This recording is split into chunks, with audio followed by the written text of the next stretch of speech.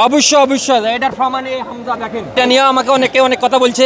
যাই হোক, আমি আমার ছেলেকে নিয়ে সবসময় খেলা দেখি। হামজা আসার পর যেই নতুনত্ব পাচ্ছি আমরা ফুটবলে, একটা ইউরোপিয়ান একটা ভাইব আসছে। অবভিয়াসলি সবচেয়ে আমাদের ন্যাশনাল টিমের সবচেয়ে সুন্দর খেলা উপহার দিয়েছেন হামজা। 90 সালে আমার যখন সুদজ্ঞান হয়েছে ওই সময় থেকে আমি খেলা মিস করি না। আসলে আমি আমার বাবার সাথে খেলা দেখতে এসেছি।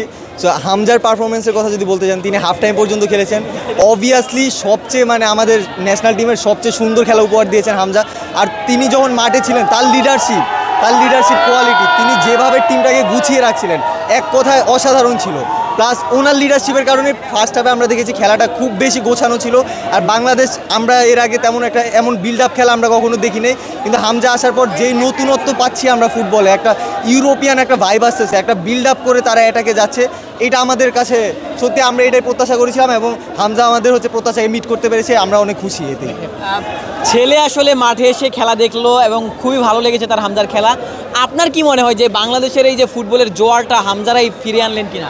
অবশ্যই এটার প্রমাণে হামজা দেখেন, আমি আমার নাম না লিখে হামজার নাম লিখছি আমার পিছনে দেখেন। এটা নিয়ে আমাকে অনেক কথা বলছে। যাই হোক, আমি আমার ছেলেকে নিয়ে সবসময় খেলা দেখি। স্টেডিয়ামে সবসময় ফুটবল, ক্রিকেট, কাবাডি, যত রকম খেলা আছে আমি সেই 90 সালের পর থেকে, 90 সালে আমার যখন সুদজ্ঞান হয়েছে ওই সময় থেকে আমি খেলা মিস করি না, খুব একটা খেলা মিস করি না, টিভিতে হোক সরাসরি হোক। তা আজকেও আমি আশা করছিলাম বাংলাদেশ 3-0 গোলে টিকবে। আমার ব্যক্তিগত অভিমত ছিল, যেহেতু হামজা খেলবে এই আশা নিয়ে আসছি। যাই হোক, 2-0 গোলে টিকছে। ইনশাল্লাহ আমরা সামনের ম্যাচ 10 তারিখেও টিকিট পাইছি, ইনশাল্লাহ ওই ম্যাচও দেখবো। আশা করি সিঙ্গাপুরকেও হারাবো এইভাবে ইনশাল্লাহ। কি মনে হয় যে আসলে বাংলাদেশ দল যখন এই ম্যাচটা খেলতে আসলো, এত দর্শক, ফুটবলের একটা নতুন জোয়ার নিশ্চয়ই বাবার মুখে নিশ্চয়ই শুনেছিলেন এর আগে যে বাংলাদেশের একটা সোনালী ফুটবল অতীত ছিল, এখন আসলে নতুন করে আবার সেই জাগরণটা আসছে কিনা?